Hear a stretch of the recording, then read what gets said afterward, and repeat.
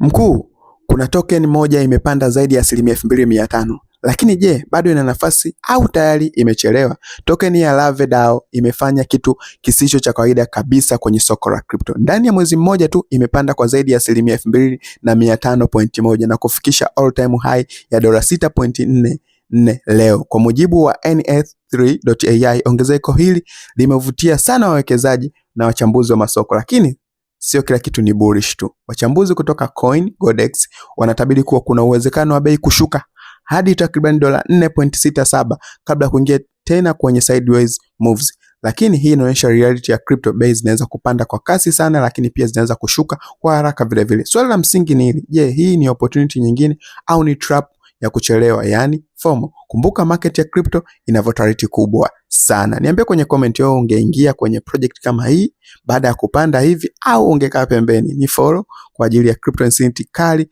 za market moves, na usahau kujoin kwenye WhatsApp channel yetu kwa ajili ya kupata free signals za trading za crypto na crypto update. Linki ipo kwenye bio. Uwe na siku njema. Asante.